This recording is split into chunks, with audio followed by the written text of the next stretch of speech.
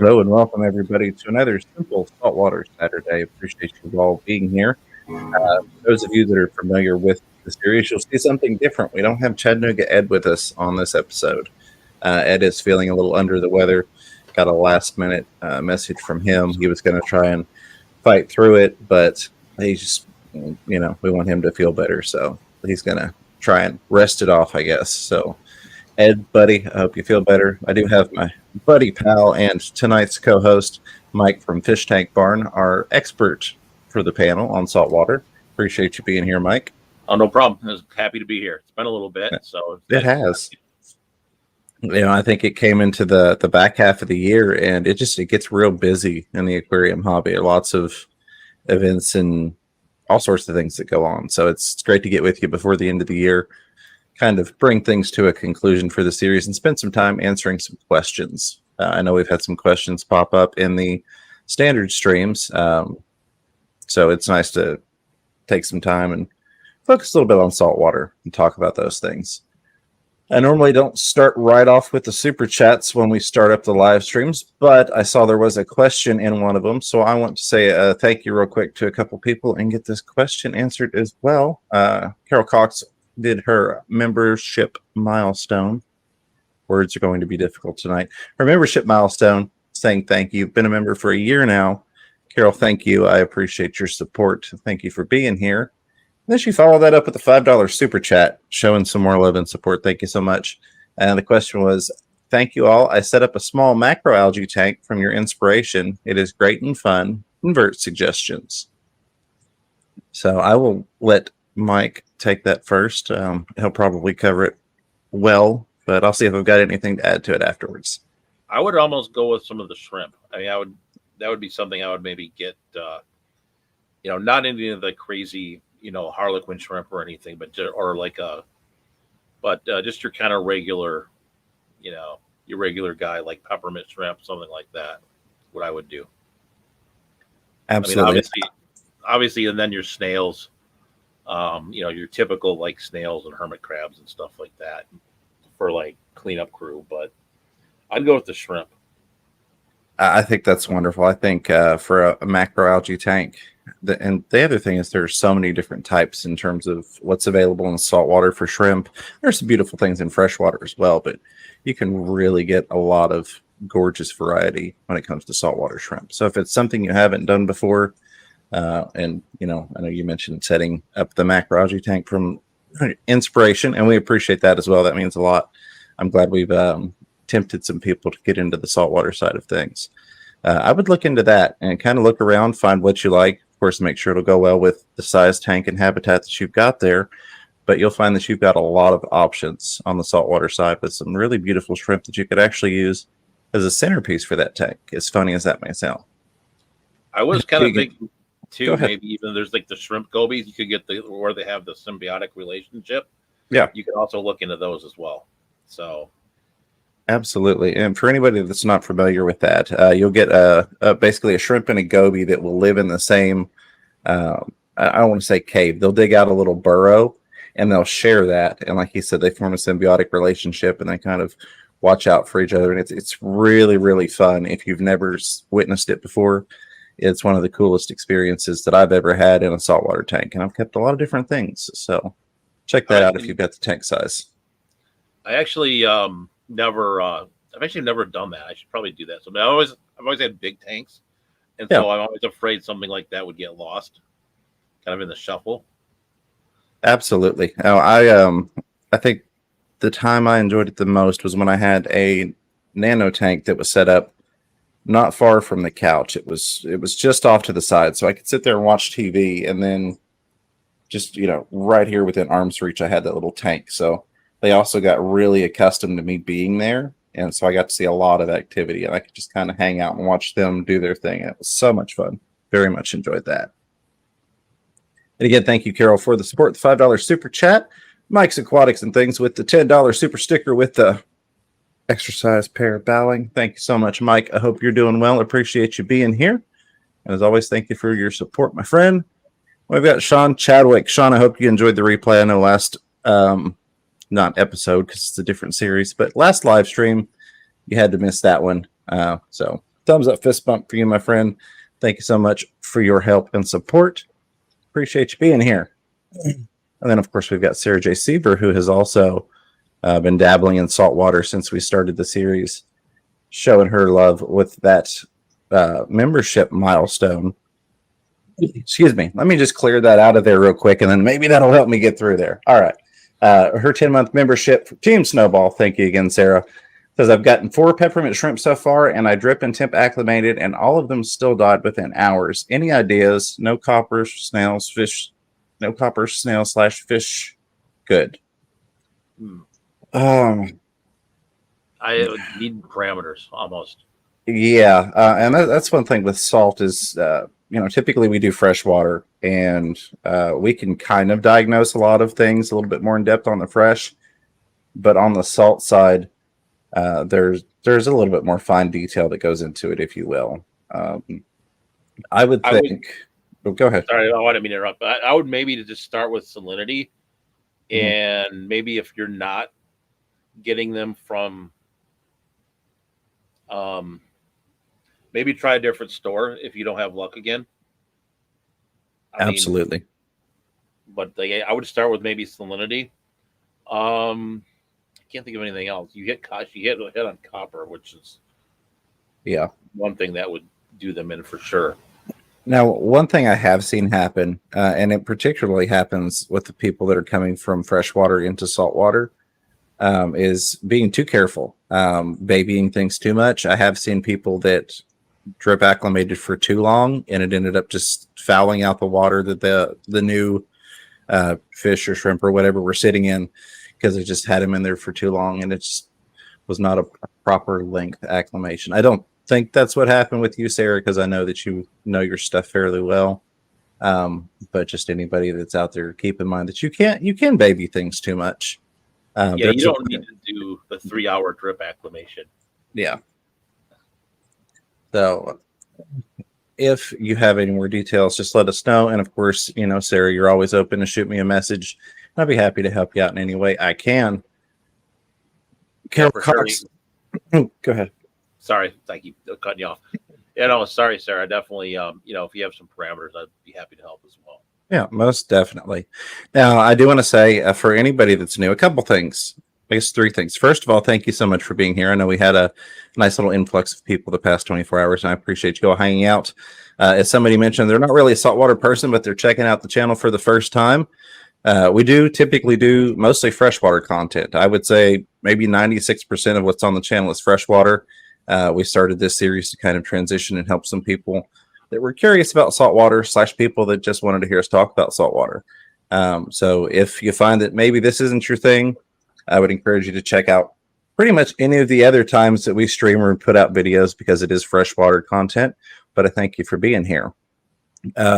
Also, we do not read just the super chats, but as I've not seen any other questions, that's what we're going with at the moment, those comments there.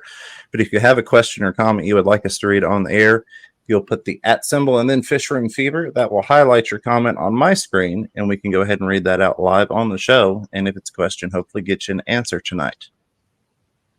Carol Cox with the $5 super chat, saying, great ideas, thanks. I did not know. I will upgrade a little, maybe look at macro for profit. Hey, there you go. That's always great when you can get things going to where, I don't want to say you're making money, quote unquote, but where you're at least kind of covering some of the investment that you're putting into it. So that would be awesome. And again, thank you, Carol. As always, very much appreciated. All right. I do see some highlighted stuff in here. There we go. Eduardo, how's it going? Says, I think this is my first time in your Saturday stream, James. Salty section? ? Yeah, so I used to do a weekly Saturday, and it was a freshwater show. And then I kind of cut that out, and it got to the point where we were doing once a month saltwater, just to kind of simplify things and kind of try and blend the two sides of the hobby, if you will. And then, as we mentioned, this back half of the year has been fairly interesting. So we haven't been doing it monthly, but we wanted to get one in before the end of the year. And hopefully we'll be able to get back to that monthly schedule with the saltwater shows. Yeah, for sure. So it looks like, all right, it's like Sarah's put in some more stuff as well. So Nitrates under 10, phosphates, alkalinity, API master with a normal salinity 1.025. Same as I was just going to say, I was going to ask what the store was. We'll probably try a different store. Alkalinated 45 minutes total. Okay. Yeah, she didn't do anything incorrectly. No. So two thoughts on the different store. One, I would try the different store like you mentioned, but also I would try and see if they'll tell you if they recently came in. So I have seen instances of people have bought something that has just come out of the bag, 15 minutes prior from being shipped in, and that's about the worst possible time that you could purchase pretty much anything live from your local fish store, except maybe plants. So that is one other possibility, since everything else is falling in line, is either A, overall it's just not a good selection at that store, or B, you caught them at a really bad time and maybe that was something new that they would have lost in the store and they probably shouldn't have sold you. So just a couple of potential outliers there. Yeah, because some stores will. I mean, obviously they wouldn't with shrimp, but they do run copper in their systems. A lot of stores will run it as a preventative to prevent disease and everything. So that's something to keep in mind too. It's even more important to not dump the fish store water into yours, for example. Yes, absolutely. 100% agree with you on that. All righty. Whip's World, how's it going, Whip? Good to see you. Says, I've been waiting for you two to start up again. I've got questions. My great white seems to be struggling. Water parameters are perfect, but she's always on her side in her 14-gallon cube. A fish room fever. There's one in every group. I don't know what to do with you, Whip. No, it's good to see you, Whip. I'm going to pass that to Mike. He's got all the great white shark experience. There you go. Take it away. I'm noodling on a creative response to that question. Absolutely. I'm like, I guess it must be a toy one because it wouldn't fit in a 14-gallon cube. Yeah, definitely. Oh, that's funny. That's good. I guess he's trying to beat out Monterey Bay there. Beat out their record on how long he can keep a great white. Probably not going to happen in a 14 cube, but you could try a macroalgae setup. I think you'd enjoy that. There you go. Eduardo says, I came here because I heard Dee Dee is a salty lady cookie maker. Well, okay, then. All righty. There was Sarah's comment there. And again, Sarah, I'm sorry we can't give you anything else. It sounds like you did everything right and your parameters are, where they should be. So I don't want you to feel bad. I know that you take things personally sometimes, like a lot of us do when we lose something. So that don't chalk that up on you. I think something else went wrong that was out of your control in that situation. Dee Dee says, I'd hope to have a salted tank by now, but no room at the inn. I think we can all understand that. There are a lot of things that I think just about every fish keeper has in mind that they want to do and they plan to do. And sometimes it just becomes a matter of space, no matter how well we plan things out or how much we try to accommodate something. But the fact that you're here hanging out with us and still, in the salty loop, if you will, is awesome. Yeah, I've, mine has kind of gotten a little bit sideways as well. I started setting it up and it kind of, we'll call it, had a relapse. I kind of got busy and I had kind of forgotten in my, kind of the more constant maintenance it needs compared to like your freshwater system. So yeah, definitely can feel you there for sure. Where it's, so I've kind of been spending the last couple of weeks getting it back, kind of at least up to snuff somewhat. I've definitely got some hair algae issues that I'm fighting right now. Ended up losing my corals because I lost my salinity. So I did get some new corals, got some, picked up some green chromis. So we're starting to get it built back up a little bit. Very nice. And that's a very good point that you bring up there.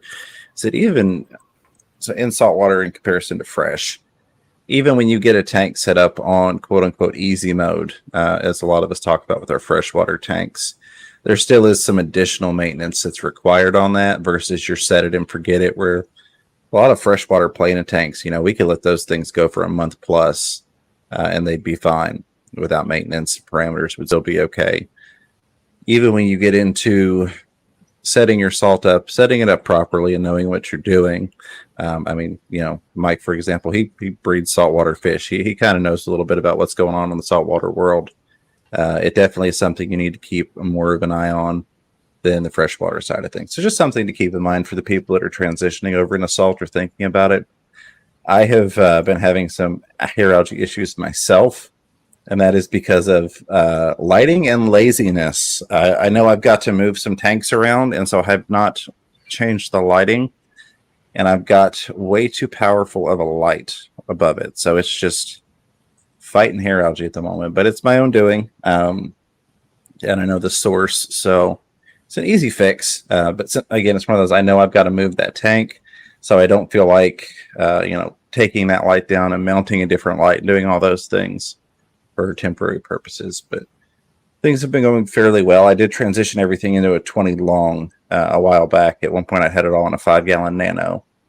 So that's been helpful as well. And I've got a canister on that setup, which some of you all will giggle at because I'm not a huge fan of canisters, but I'm actually running the canister with the spray bar attachment. And that way it's going all the way across the tank and giving a lot of good flow across those corals, which is helping keep the algae off of the corals a bit for the most part. So, yeah, that's one thing that I did too. Is my flow pump died as well, so it sort of got whammied in a lot of directions. Yeah, that's never fun. That is never. So I fun. replaced it, and it's doing a little bit better now. But it's one thing that when it goes sideways, it does take some time to get it back to normal. It really does, and that's another good variation to point out. I know a lot of times I don't want to say harp on, but I will focus on a lot of the similarities between what you can do in salt and fresh. But that is a huge difference. In a freshwater tank, if it kind of gets away from you, worst case scenario, you can typically break the thing down and set it back up the same day and kind of be a good jump start ahead. You can be like, oh, well, it's getting sideways. I can rip it apart and set it back up. And it still looks like a decent planted tank, particularly in, the planted situation, because that's typically what I run. Saltwater, not so much. There's definitely a reset period once you have to go and fix issues in that. So again, another thing to keep in mind. Eduardo says, cool. I have had saltwater tanks, not anymore since I bought the house, but you never know. Yeah, so I at one point, I don't want to say had a focus, but I was just as much into the salt side as I was the fresh. It was monster fish and saltwater tanks. And when I kind of got out of the hobby for a while, came back and didn't do any saltwater. And those trips to the local fish store, looking at the zoanthids, they did me in finally. It was like, man, I miss having those in my life. That was one of my favorite parts of the saltwater side. They're just so colorful, and there's so much variety that you can find. So yeah, you never know. Yeah, go ahead, buddy. Oh, sorry, I keep Hey, you're fine. No, I always get in. I at one point even got into the sticks, which was a lot of fun. The SPS corals, but we're gonna take that slow. Yeah, but I'm doing the zoanthids too. I actually ordered some online from a place called Terra Reef, TerraReef, and got those and some Euphilia, which is like your frog spawn, basically. Yeah. So looking forward to that. I've always liked those. Yeah, and I definitely would recommend for somebody that's considering getting into the corals when you come over to the saltwater side, start out with your softies. The sticks, as he mentioned, those hard corals, kind of avoid those at first just because the softies are a bit more forgiving. I think they also tend to be a bit less pricey. And then they also, in general, I mean, there's going to be variation. That's a big span of soft versus the sticks. But in general, they tend to multiply a lot quicker. So you can grow out a bunch of zoanthids or grow out, you're going to hate me, but like the pulsing zinnia, things of that nature. And you can get some success. That's one of the things I'm always looking for is how can we help somebody that's new to the hobby, not just find something they enjoy, but also get some success in the hobby. And the softies really help you with that. You come and you're like, oh, look, I had 8 of them and now there's 10 of them because I've got one growing over here and one growing over there on the side. That's a good feeling. So, of course. Yeah. I mean, the when you start getting into the SPS stuff, it's it's really important to focus on like calcium alkalinity because they use the calcium to actually grow, and so they're pulling Yes. that out of the water column and everything. So, but yeah, it's yeah. So like Big J's, he's getting into the harder coral. So yeah, that's you start getting into calcium reactors and 2-part dosing and stuff like that. So that's for another show, I think. Absolutely, and it definitely is a rabbit hole, but I feel like that's comparable to the freshwater side of things. Yeah. I ended up with a betta, and then it went from there, and now I've got 27 planted tanks, and breeding projects, and all these wonderful things. So it's very much one of those. If you've got the passion and desire, you can kind of take it as far as you want. But the same with freshwater, you've got the opportunity to dial it back and find a happy spot for you, and go, this is where I want to go. I want to set up a macroalgae tank and have a couple really beautiful shrimp, and there's nothing wrong with that. That's an absolutely wonderful spot to be at. So I encourage you, no matter what level you decide to go with, if you've been considering it, give it a try. What's weird with saltwater though is you end up with more equipment and not more tanks. Right. All right. I've got 1 tank and 5 pieces of equipment to go with it. Which is where sumps come into play for a lot of that stuff. And we did a whole hour just on filtration. So that's a good one to go back and look at if you've not and you're curious about that stuff. But Sarah did come back and mention they had just gotten those in that morning. So it could be a possibility. And this is not just with saltwater. This is pretty much with any livestock from the fish store, again, excluding plants. But anytime something has just come in, I tend to personally avoid it. I know sometimes maybe that's not possible. Maybe you've got a 3-hour trip to your local fish store, so you can't just pop in, 2 or 3 days later. And I can understand that. But if all possible, I do recommend if they've gotten in a shipment that day, give it a couple days. Unfortunately, I don't want to say a lot, but there's a significant amount of stuff that just doesn't make it in the hobby, getting from its location to the wholesaler, then to the retailer, and then adding yourself into that chain, which you kind of do within the first 24 hours of it being received by the store. You're catching it at kind of the worst possible point of that transportation. You're getting the brunt of all of the harshness that it's gone through in transport. So yeah, I would say more than likely that's why you weren't successful with them. Now, I don't know if you agree with this, but I would almost take it out of the bag from the wholesaler from them than actually have them put it into a tank and then you take it out again. I have done that. So, normally, 1, I don't buy fish the day they come in, and 2, I kind of know when my local fish store has stuff coming in, their shipment days. So I typically will just kind of schedule to go like the day after or something. But I have shown up in the middle of them receiving an order. And so, a couple of the employees will be like, hey, check these out, ordered these plecos in for you because I know you love these things. And I'm like, well, all right, let's talk in bag here. And just like you said, go ahead and get them still bagged up before they've been transitioned into that tank. So it's at least one less transition in the process. It's not something I recommend, especially if you're new or you're new to a particular section of the hobby, case in point, saltwater, or maybe some really, really delicate fish or fish that require specific parameters. But I've done that myself. So yeah, there's always an exception to the rule, and sometimes I go against my better judgment. Sometimes it works out, and sometimes it doesn't.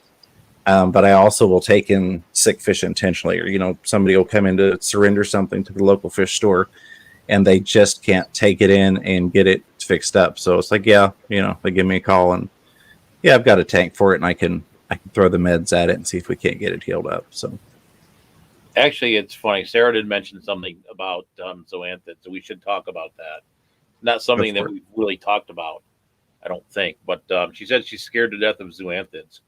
And I'm imagining it's because of something called palytoxin, which is some zoanthid species will emit. Basically, it's a toxin, and it's actually used by some native tribes in like Indonesia somewhere as like a poison. But if you get it either on you or you ingest it, it's very not good for you.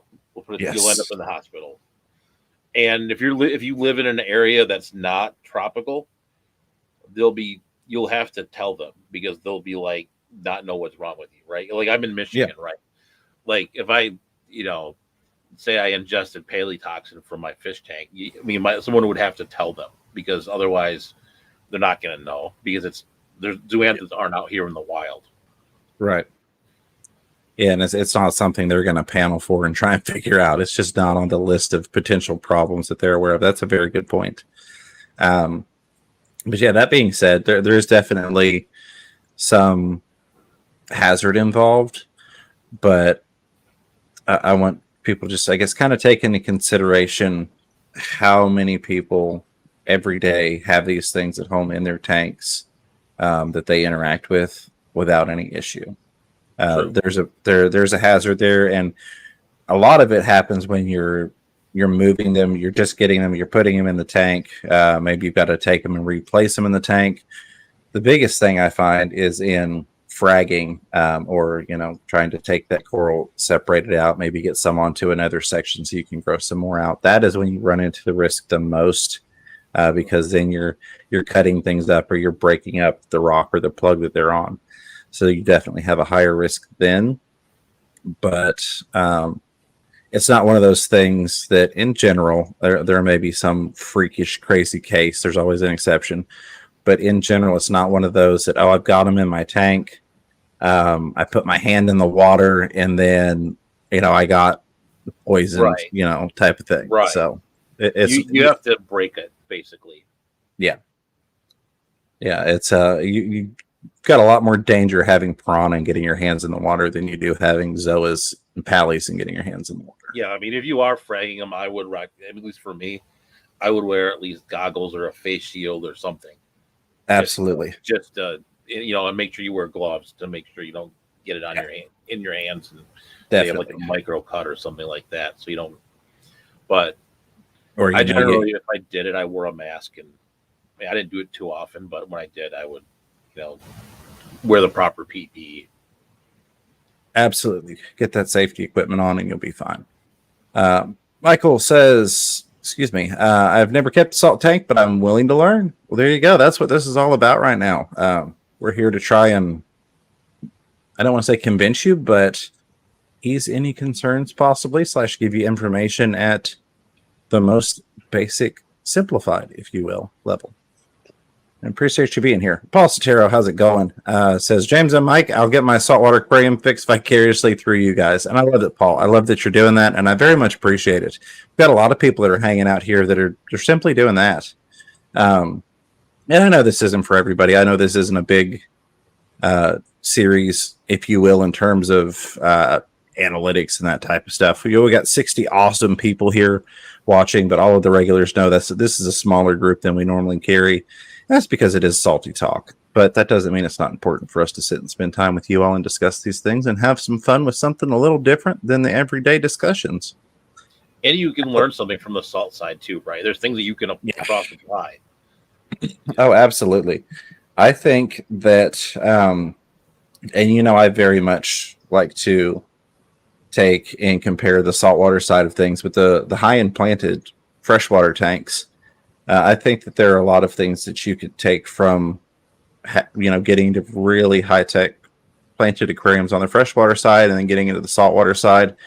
And I feel like it helps you get some additional precision and hone some of those skills that you don't necessarily have to be a good fish keeper, but definitely help you to advance to the level of aquarist, if you will.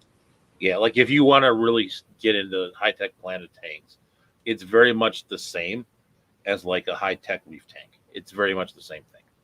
Yeah, I feel like you could put two people to your left talking about high-tech planted tanks and parameters and numbers and things, and two people to the right talking about salt, going into detailed parameters, and you could kind of just sit there and get lost and go, I don't know what any of these things mean, even if you are, real big into the freshwater side. So what's really funny is even you get into CO2, because if you're running a calcium reactor, you use CO2.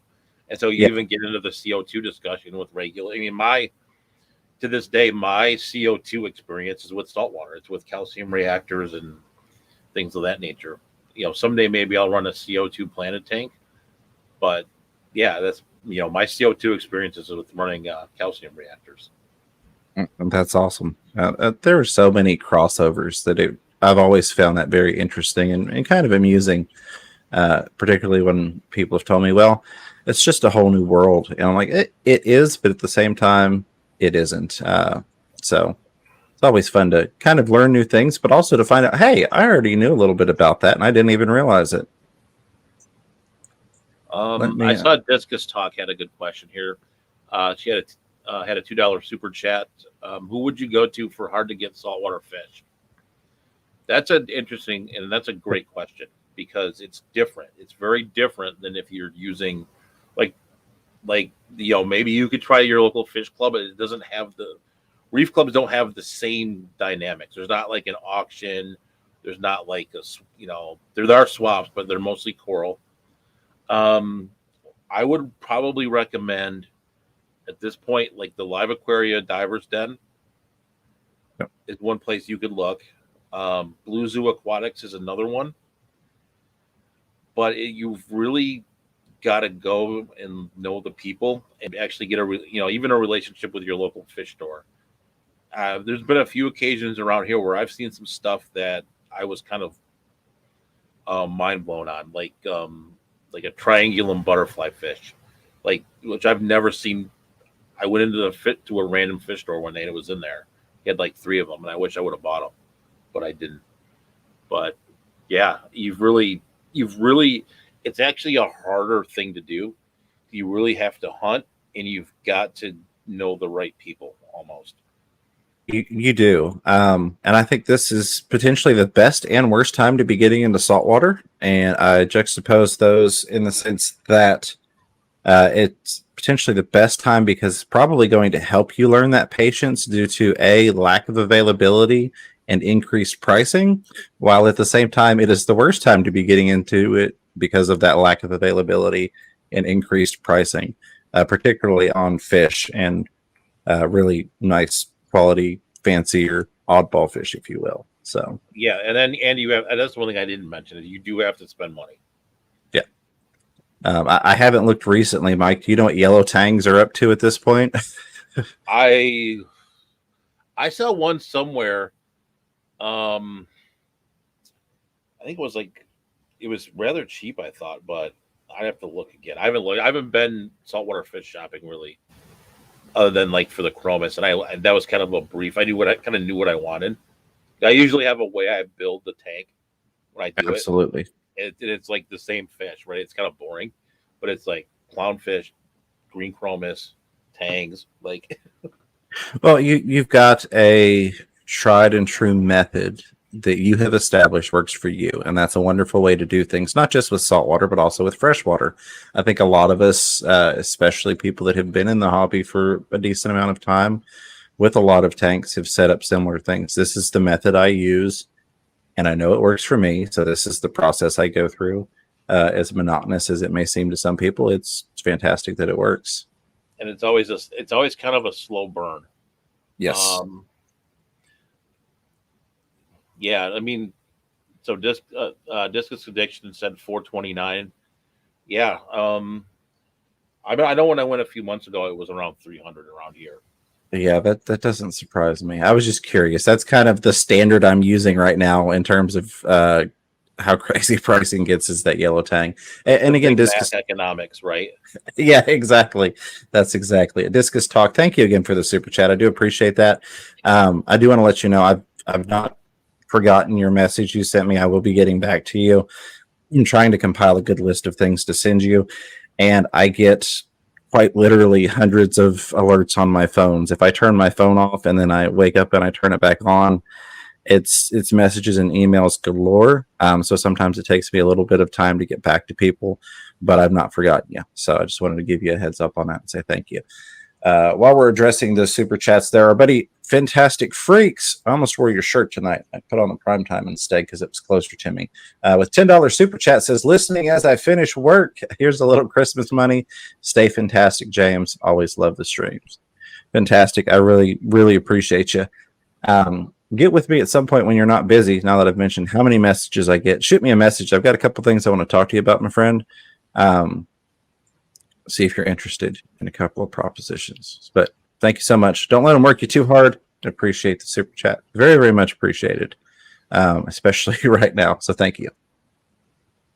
All right. We've got some more highlighted stuff that I will get into. We're already in the bottom half of the hour. That is crazy. Time is just flying by tonight. It's weird not having Ed. It's not often that I go on, especially on my channel, and don't have Chattanooga Ed here. But Mike, I'm glad I've got you. That gives me that comfort zone of having my typical co-host that I've gotten so accustomed. So I appreciate you hanging out tonight. Hey, no problem. I can go as long as you want tonight. So sounds good. Sounds good. I honestly, it sounds bad. I honestly don't remember the Saturday night schedule in terms of if we've still got a 9 o'clock or what. But I definitely will get through these questions and things here. And as long as we've got activity going on, I don't see why not keep the ball rolling.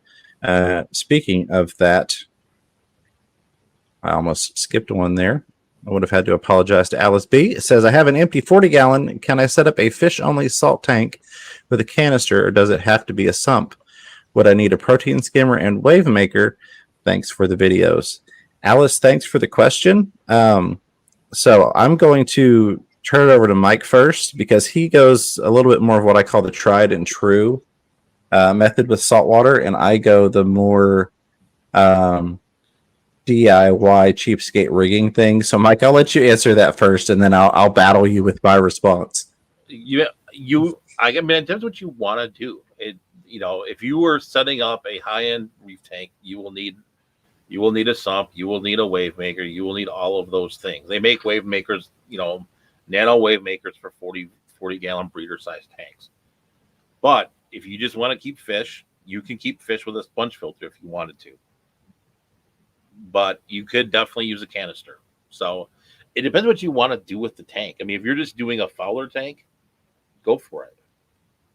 And for anybody that's not familiar with that terminology, that's FOWLR, which is fish only with live rock. And yeah, absolutely. You kind of took the sting out of my comeback there with mentioning even the sponge filter. I love it. I'm kind of turning you to the dark side, throwing out some of these lower.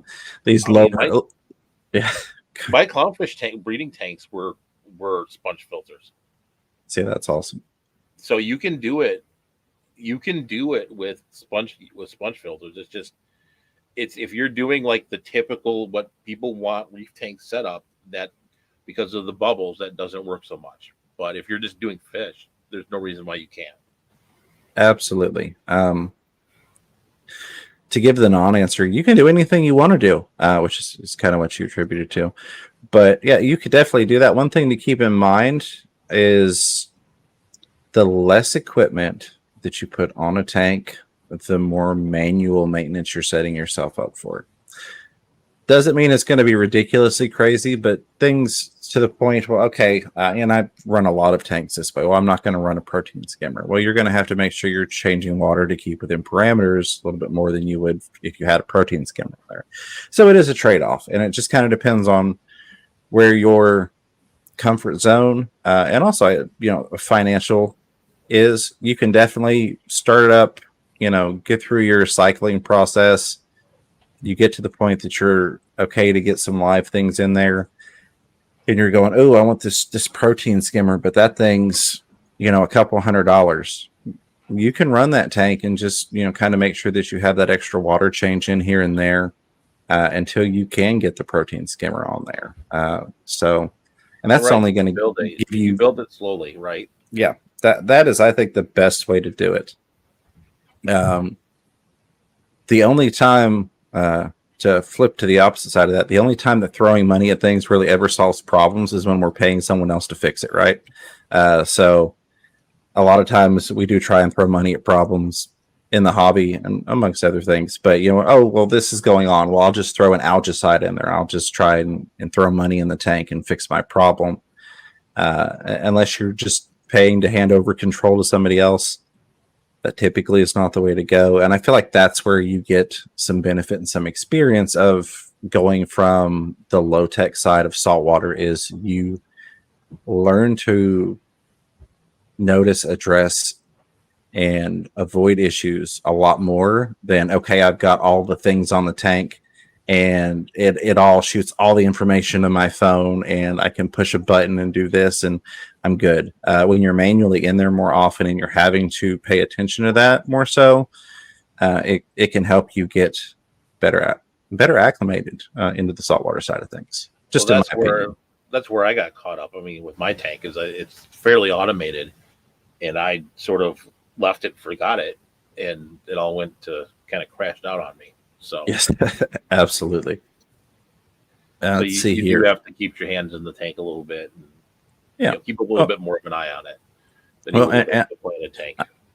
I call that the canister filter principle. It's kind of out of sight, out of mind. We think we don't have to touch it, so it's easy for it to get away from us. Because a lot of people use canisters and then they just set it, and it just turns into a nitrate factory. Because 12 months later, we're going, oh, I haven't changed that canister filter out in forever. Whereas if it was a hang on back or something that was kind of, insight in mind, we would be addressing it more. Or making noise, right? Yeah, or making noise, which I love the joys of technology, although sometimes it has its downfalls, because I have got the worst impeller noise going right now, and I'm hoping you all can't hear it. My filtering is saying that it's not coming through. So God bless technology for that. But yeah, that's one of those things. Sarah J. Sieber said, thanks, I did upgrade to the 29 and set up the 20 long for mom. That's awesome. I'm glad to hear that, Sarah. I just got her a beautiful red and yellow feather duster worm. Those are super cool. I love all the things, if you will, all the neat little things that you can add, all the different types of life that you can get into the tanks with saltwater. That's what, with growing up, hands in the ocean, playing with the things as a kid, that's what really made it a huge part of my life. So that's very, very cool. Yeah, I do miss the old school live rock that had all the stuff in it. It was almost like opening presents, because you never knew what was going to be on that rock once you got it settled in and gave it a chance to pop out and say hello.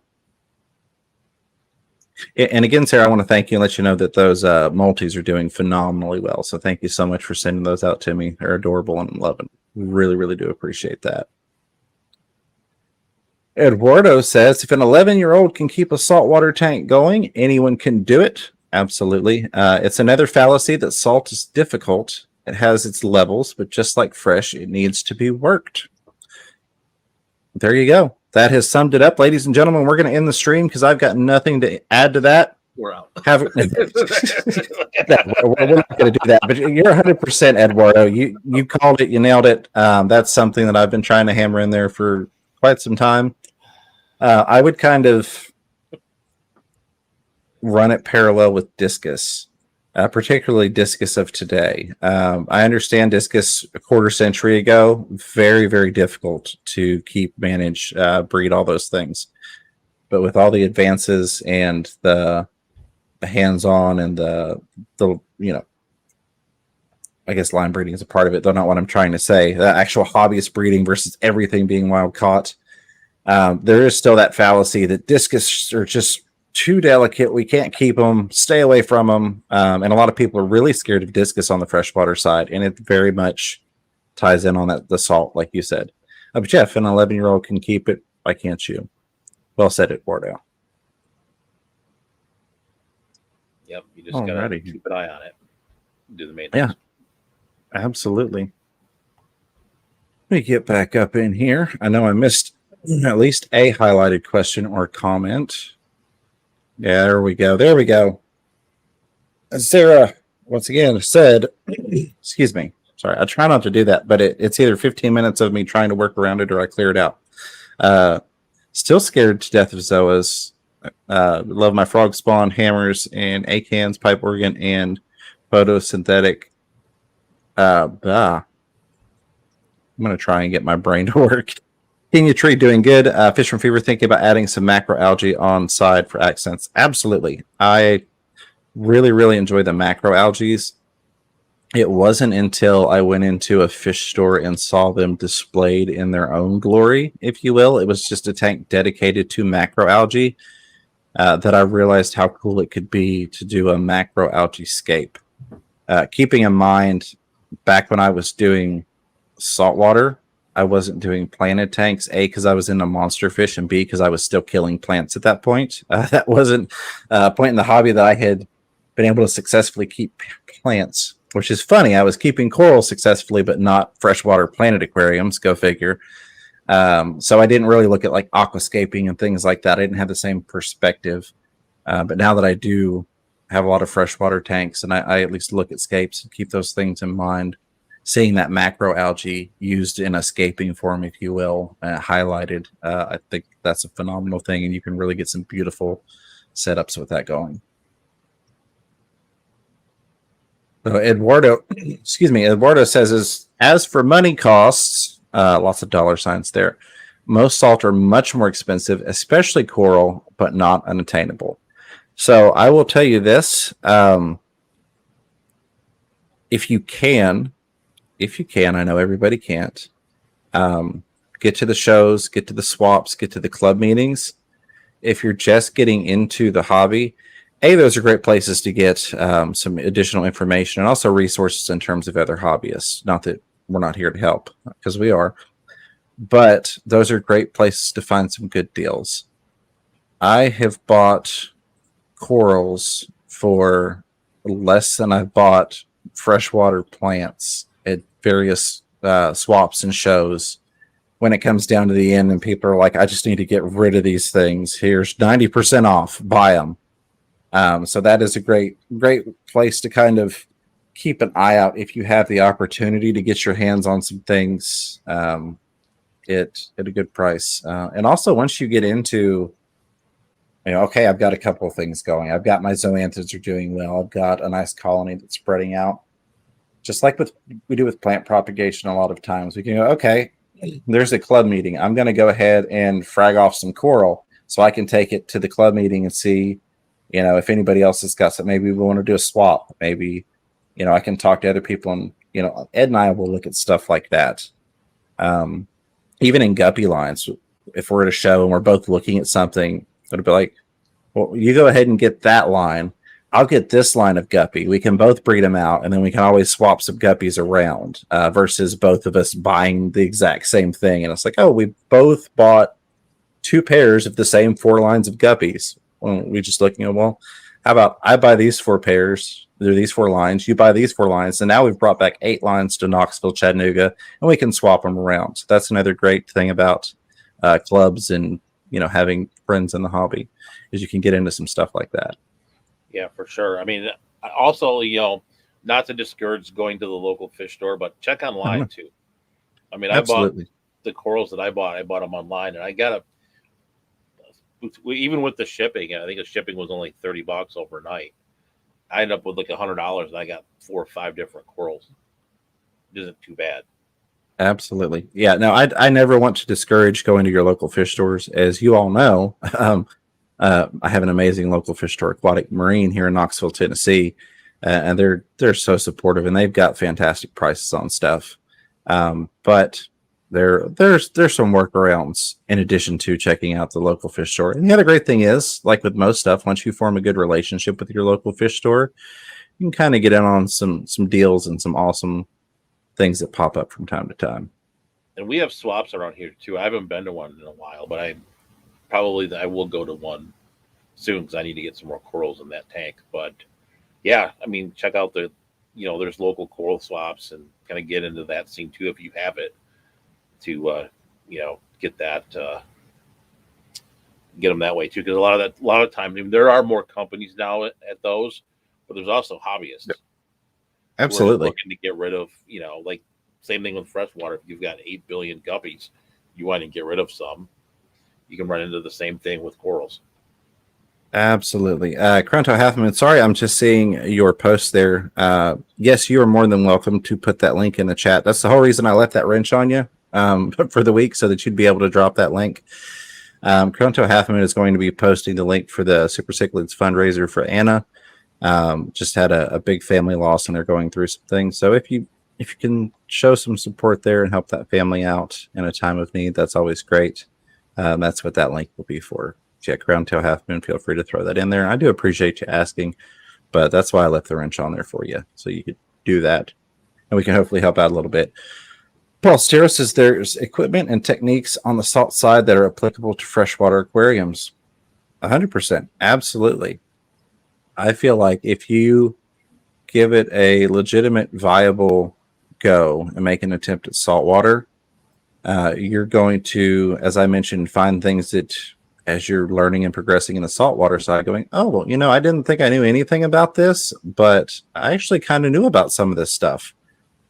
Or you'll find things that you pick up and you go, well, I could try and apply that to the freshwater side of my hobby. I don't really see people doing that. And that's where I've played with a lot of things that I picked up on the saltwater side, and I came over to the freshwater side, and I'm like, I wonder how this works in theory on the freshwater side, and try and put it into practice and see what the outcome is. Sometimes you get really great results, as always with experimentation. Sometimes things don't work out, but yeah, there's definitely a lot of back and forth, and I feel like there is always more to learn, and we should always be looking at how we can apply that to other parts of the hobby and life in general. A very good point there, Paul.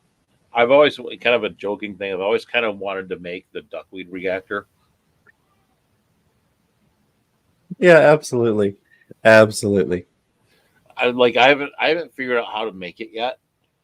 It would almost have to have the duckweed floating on the top, and like it'd have to be long though. That's the problem with it.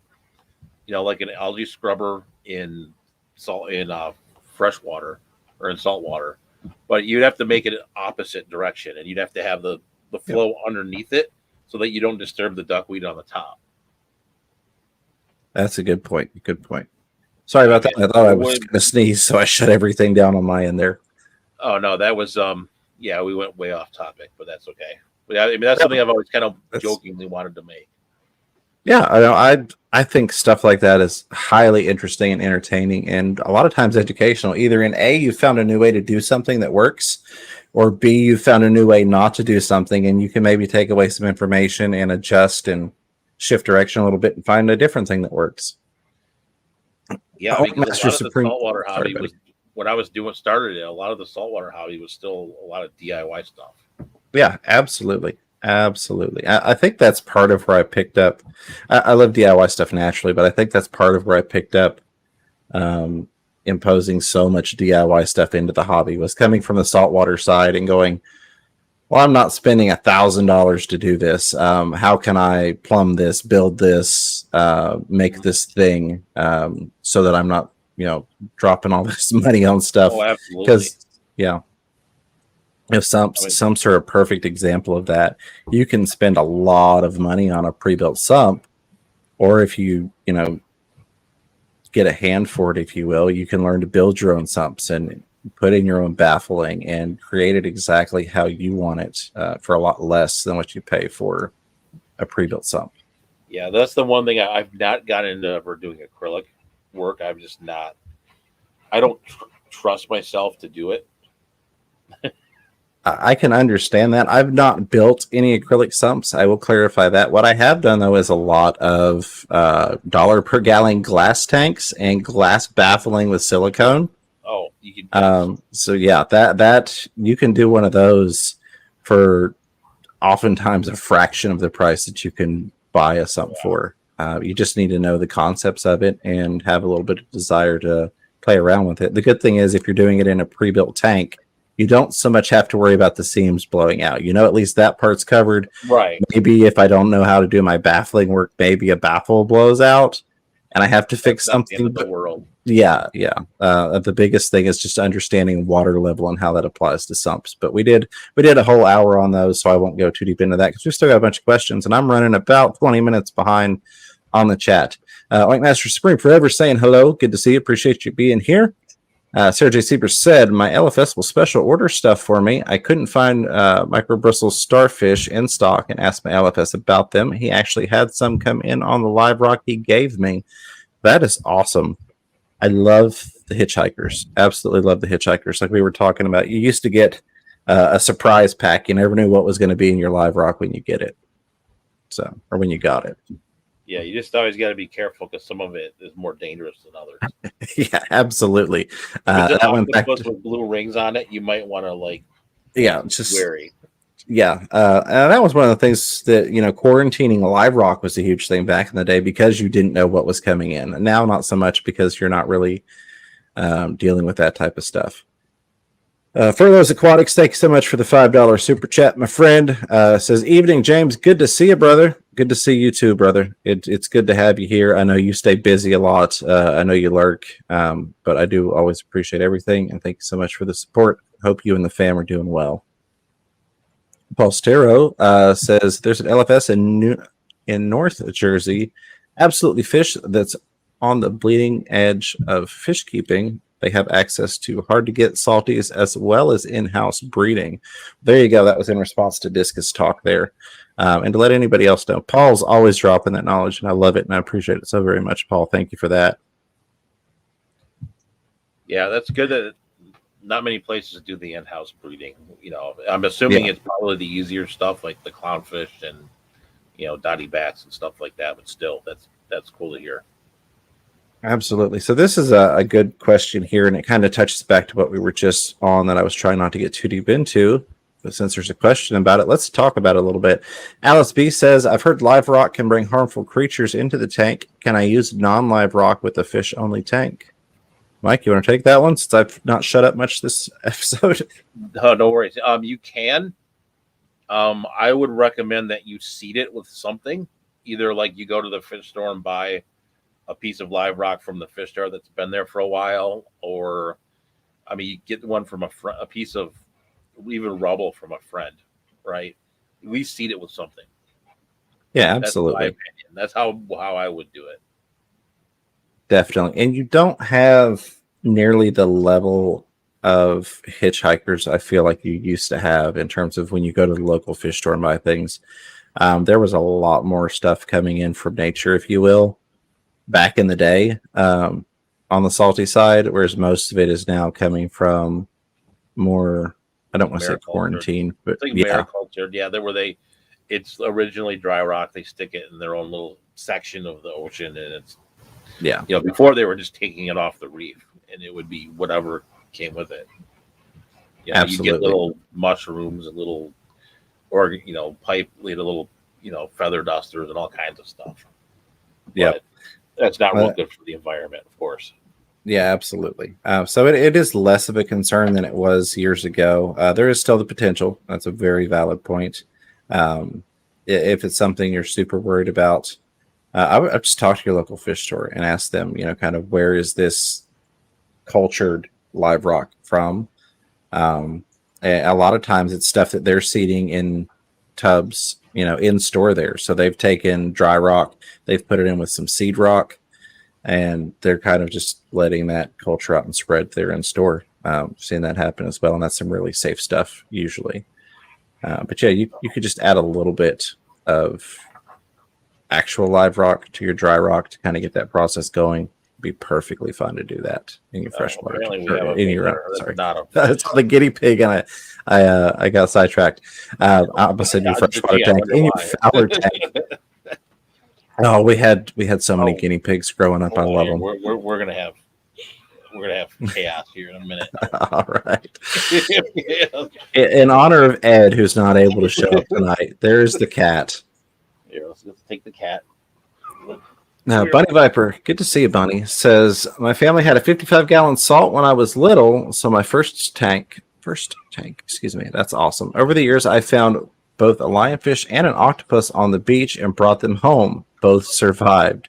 Well, that is phenomenal that they both survived. That really is. That's a cool story and a cool way to kind of get into the hobby, if you will, to have something like that. I know when I was younger, I didn't always necessarily do things the proper fish keeping way, if you will, when I was a kid, but there was definitely a lot of trying to transition things over from wild into this is my pet. And I think a lot of us go through that, maybe not with ocean creatures, but with, you know, frogs or whatever we find when we're kids and that type of stuff. You know, my poor mother, we tried to keep everything from venomous snakes to black widow spiders. So she never knew what she was going to find when we were kids. And then, of course, all the aquatic life. But yeah, I think that's awesome. I love to hear it. It's good to see a Bunny Viper. Let's see if I can roll on through here and try and get caught back up with you. I'm only 8 minutes behind at the moment, so we are moving right along. Yeah, sorry for the interruption with the animal. Oh, No, you're fine. Every interruption. I love to see it. Like I said, I've got a soft spot for guinea pigs. We had a lot of those growing up, and I have cats, so we all love the furry critters. But anyway, we're again said, yeah, don't be scared to try. We all love our fish, but some get sacrificed to the altar of experience. We've all killed a fish. Yes, that's one thing that I've said for quite some time. If you've never killed a fish, you just haven't been in the hobby long enough. It's bound to happen. I've been. I don't want to segue into it really, but it's almost a moral dilemma or an intellectual principle that's been weighing on me heavily, and that is the fact that we can be good fish keepers without being good fish keepers.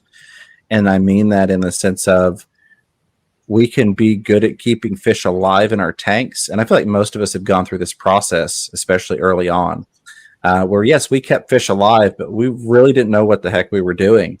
And we just kind of played it by ear, and we got lucky and we had some losses. So we were good fish keepers in the sense that we were good at keeping a fish alive, but we weren't good fish keepers in the sense of being knowledgeable and understanding what we needed to do. And I feel like we all go through that process over time.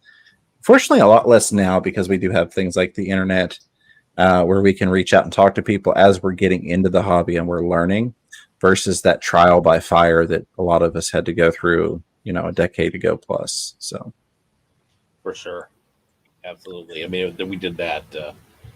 Yeah, there's a lot of, unfortunately, there's a lot of that goes on. But I think with the fish that you save, right, and through your learning process, hopefully you can teach others, so that Absolutely. way, you save more than what you've maybe learned, killed from experience, I guess.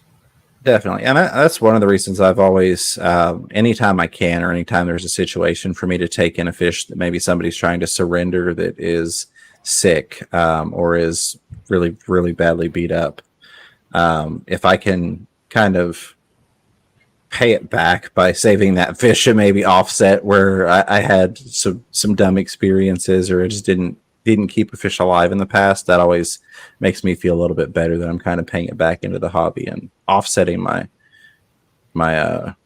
red in the book, if you will. Yeah. I mean, unfortunately, a lot of like the big name call it fish keepers. I mean, they've killed more fish than anyone. It's part of the learning process, unfortunately. It is. Fantastic Freaks. Brother, I appreciate you. Another $10 super chat says, almost forgot to congratulate you on eclipsing 3K. Well deserved. I hope I can get 1K before the end of the year. 31 away. And yes, I will be sure to send you a message. You've sparked my curiosity. Well, I absolutely love it. Again, never expected, but always very much appreciated that super chat there. But yeah, I think that you'll be excited when I talk to you about my idea, my concept, and B, I definitely think we can get you past that 1K mark by the end of the year. Matter of fact, if one of the links will drop a link, if one of the mods will drop a link for Fantastic Freaks, he's been a good friend of the channel. We've had him on here as a guest. We've been kind of poking and pushing him along with a lot of other people to try and help him hit that mark. So we can help him get that before end of the year. I think that would be awesome. And thank you. I'm super, super happy to finally hit that 3K mark. I hovered just below it for a while. Had a lot of awesome things fall into play. Now that I'm not so far behind, I can talk about it a little bit. I wanted to get caught up before I talked about the 3K thing. But Primetime Aquatics put out his simple fish keeping video that had Mike and then myself in it. That always gets a little attention. I was a guest last night on the Secret History Living in Your Aquarium.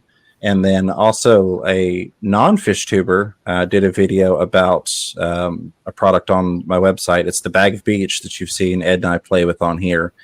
He's got a channel that does like the panning for gold in a bag and things like that. So he did a review on that product and then went to the website and showed the YouTube channel and the fish fam lineup. The stuff I needed to get updated on the website, he put that in his video for 150,000 people to look at.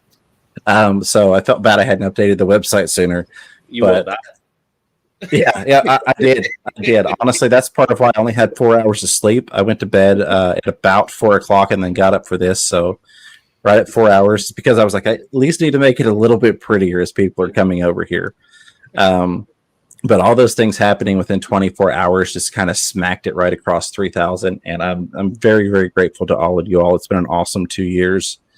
So thank you all so much for that. And I appreciate you more than you know. Yeah, it's congratulations, by the way. That's good. Thank you. I appreciate it. I really do. Really, really do. Bunny Viper said about a year late, we woke up to about a year later, we woke up to a tank full of jelly. The octopus died, and then a lot of barfing emojis. I'm sorry to hear that. Yeah, I'm sure that was about what you're gonna get for an octopus, though. There's actually, if you go on my channel, there's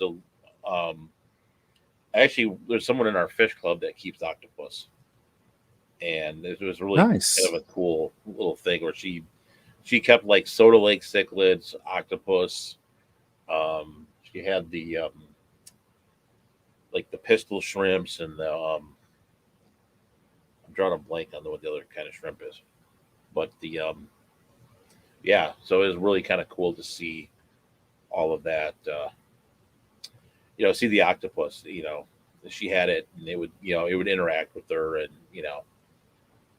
come out, take food, and kind of slink around in the corners, and it was kind of fun. That is super, super cool. I've not gotten to. Well, I mean, I've seen one in person, like the aquariums, those type of setups, but not in like a home aquarius setting. So that's super, super cool. Yeah, but that's like her thing. There's an organization called Tonmo, and that's like the octopus. It's called it stands for like the Octopus News Organization Online, but it literally that's like where all the like really hardcore octopus folks go. So I say that's neat. I mean, I should have, I guess, assumed that there was a niche area for that, just like you get into Achilles and all the other things. They've got their own little segmented sections. But that honestly never even crossed my mind as being a thing, and that's super awesome that it is. My apologies, my nose was itching, and I didn't want to do the wiggle nose scratch on camera there. Oh, we actually made it to the bottom of the chat. Only 7 minutes after the hour. I appreciate that. I'm sorry, I was say I appreciate Crowntail Halfman dropping that link in there for the fundraiser for Anna. But I'm surprised we made it to the bottom.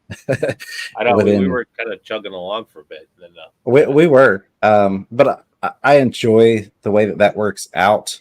It used to be anytime we planned a topic, we'd never get through all the questions, and then anytime we had an open Q&A with no topic to focus on questions, we never really had enough questions to fill the content. Right, and then you're sitting there. That's the worst, like live streaming, like it. And then like not having like the interaction, right? Yeah, which I mean, I could talk to you and I could talk to these people for hours, but it's always funny how no matter how I planned it, it didn't hit just right. And now it's gotten to where when we do these, I can get into some detailed things, talk about one or two things, like we talked about how our tanks are doing, and then the questions kind of build up to where we can get a good cadence going and be able to help people in a timely fashion and still as deep as we can. Subjects. Alice B says, is there any beginner saltwater puffer fish? And congratulations. Thank you, Alice. Mike, I'll turn that over to you for recommendations. I've done saltwater puffers, but I didn't ever look at them in terms of beginner. You might be better off to answer this because I am not a puffer person. Like I have never researched them and never kept them. So I'm going to punt that question to you. All right. So let me go back 15 years in my brain here, see if that file has been deleted or not. This is one of those that I wish Kaylor was around for, because Bob's got so many puffers. It's like every time I'm out with Bob, he's buying a new puffer fish. I honestly am not even sure. I'm sure they've got the typical like dog face box, but that type of stuff still in the hobby. Yeah. But I'm honestly not sure what the current offering of puffers is. I know things changed a lot. Like when I came back into the hobby after being out for a while, bristlenose plecos were a thing. I'd never seen a bristlenose pleco. It was just common plecos when I had gotten out. And that's just on the freshwater side. The saltwater side, I was like, what is going on over here? Case in point to show you how much things had changed. When we were starting the simple saltwater series, Ed was told to get a heater for a saltwater tank. And he asked me, he said, will this be a good heater for my saltwater tank? I was like, why are you getting a heater for your saltwater tank? That's ridiculous. You need to get it cooled down. And then it occurred to me that lighting was not what it used to be. 10, 12 years prior, all the lights we were using for our reef tanks ran so hot that it was always an issue of cooling down tanks. And now with LEDs being the mainstream and having, blown up in availability versus back then, it was actually an issue now that tanks needed to be heated versus cooled. So they're just to kind of show you how much things can change in a hobby when you're out for a little bit. I will look into that, Alice, but I honestly don't. I'm looking right now. Oh, there we go. So I'm looking at Live Aquarium. So apparently, according to Live Aquarium, so take it for what it's worth. Apparently the Stars and Stripes puffer is classified as easy. Okay. Now I would those are research it and make sure that it's, the care requirements and everything. But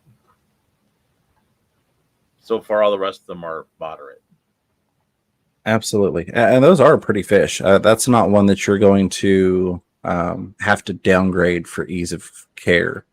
So I think that's, once you do your research. Yeah. 180, according to they do get big.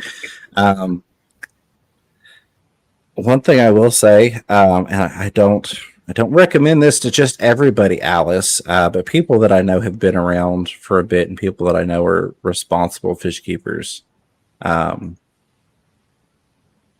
Fish stores will typically be more than happy to swap you out a smaller one for a bigger one. And I see people do that a lot in the hobby that have got the experience to do so.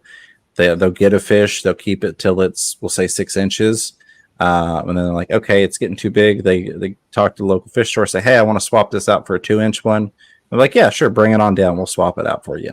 I see that happen a lot, even more so on the saltwater side, because there are some fish that get really good size over there. Not that we don't have monsters like red-tailed cats and things on the fresh side. But I have seen that where people have invested so much time and money into these tanks. I mean, $10,000 plus, no problem, into a beautiful reef tank that's been up for years and years and years. There's no way they're breaking that down and putting it into a bigger tank, but they want to have a specific fish in it.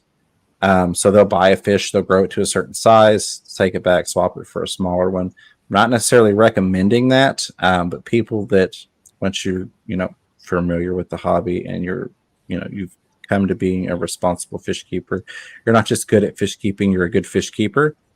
That is potentially an option for some of those things. But I would talk to your local fish store first and say, hey, if I get this, when it hits 6 inches, do you have any issues with me swapping it in for a smaller one?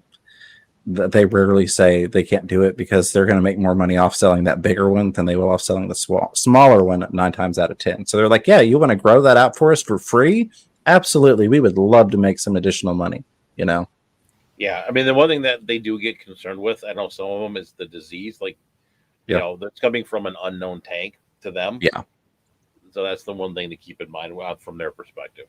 Absolutely. Absolutely. And Crunchell, I did pin that. Thank you for asking.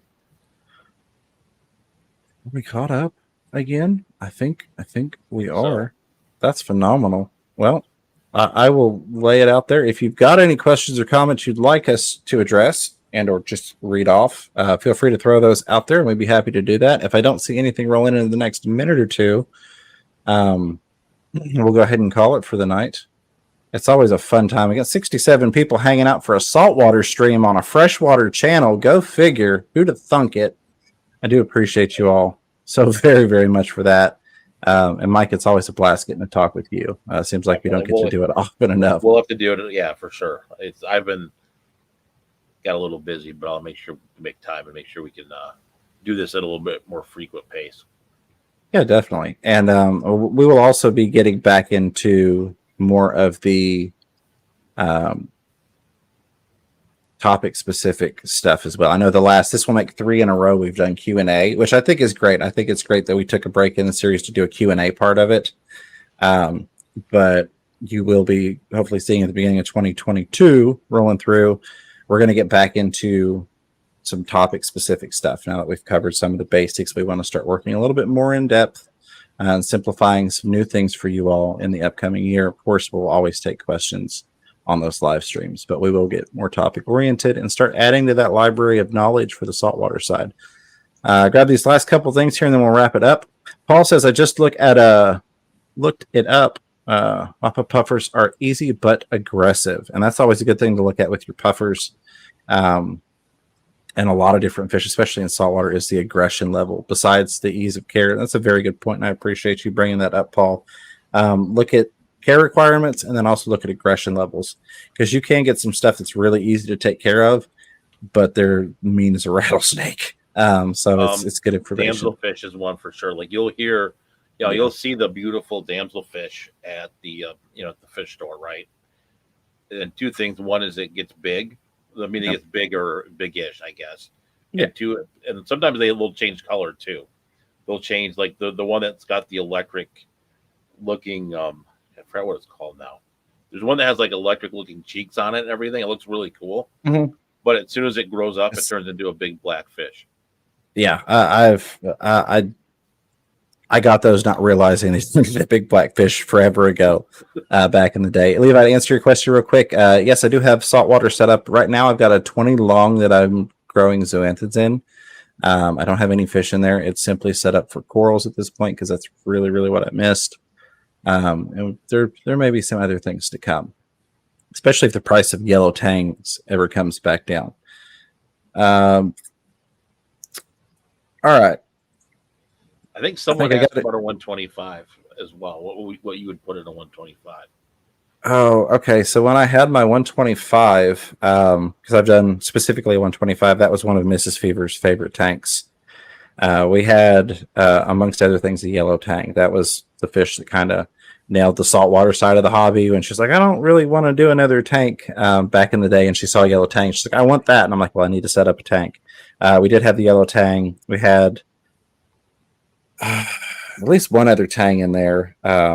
Even had a small snowflake eel and a lot of smaller schooling type fish.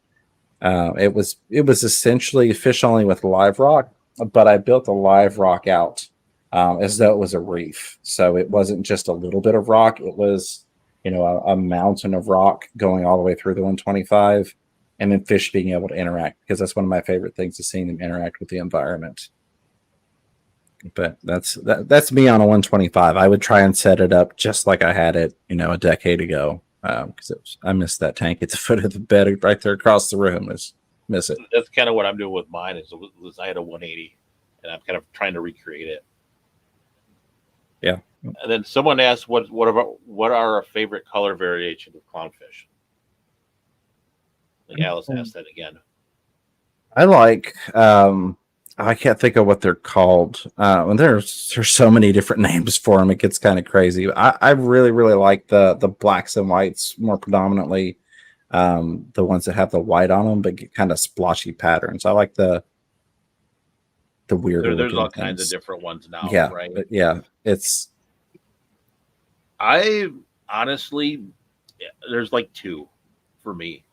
I've always liked the rarer ones, like the stuff that you like, the Alardi and some of the other rarer ones, like the, what was the other one? I'm drawing a blank, but that's fine. But I really liked the old school black Solomon Island perculate fish. Like that one, it's got like an orange and kind of like a nice black color to it. Gotcha. And then, like I said, I've always liked the rare ones. There's some like really crazy rare ones out there too. I mean, there's one that you can't get because it's in Oman, and it's literally like the property of the Sultan of Oman, and you can't get it. It's like in the Persian Gulf. Like and apparently I saw one, and it was kind of a funny story. I saw one at the fish store one day, and I almost bought it, but I was curious if it really was that or not, right? Mm-hmm. Because there's a fairly large Middle Eastern population in the Metro Detroit area, so someone could have gotten it from somewhere, right? Right. So it's kind of one of those. Like, is it really that fish or not? Because a Yeah, lot of them that's are sometimes they're mislabeled too. You'll find like saltwater is a little bit more of the Wild West compared to like freshwater, where it's very structured in terms of how you define things. absolutely, yeah. You can get into so many slang names and brand names almost, if you will, especially when it gets into clownfish. They start naming them. Well, what name can I put on this to make an extra, however much money off of it to make it more specialty? I do want to add one last thing. I saw a couple of people mention going back and looking at some of the previous saltwater stuff. I do have that set up in a playlist. And we break everything down. Like we spent an entire hour just talking water. We spent an entire hour just talking about tank sizes. So if you are looking to get some more salty information simplified for you, go back and check that out. It's all on a playlist to make it a little bit easier, along with this video. As always, Mike, Fish Tank Barn, thank you so much for hanging out tonight. If you haven't checked Mike out, go check out Fish Tank Barn on YouTube. Give him a subscribe. I haven't been pushing a lot of subscribes, but if you've sat here and you've listened to him and I talk for an hour and a half, I think it's worth going and subscribing to his channel to give him a thank you for investing his time over here. Obviously, you like hanging out with him. Any final thoughts before I say the final fever farewell here? No, I mean, like I said, I think we covered a lot of stuff tonight. It was good, good talking to everybody, and have a good holiday, and we'll see you in the new year. Absolutely. So we will be live Thursday, sometime either this upcoming Thursday or next Thursday. I can't give you a specific date. Santa Claus will be dropping by with $200 in gift cards to give away, $100 to Aquarium Co-op, and $100 from KG Tropicals. So stay tuned. Tune into those. See if you can win some fishy money. Until next time, a huge, huge thank you to all the moderators, the members, the lurkers, the listeners, super chatters and contributors, questioners, commentators, and of course, the replay crew. I love you guys. Until next time, keep your fish healthy, keep yourselves healthy. Don't be afraid to catch yourself a little fish room fever.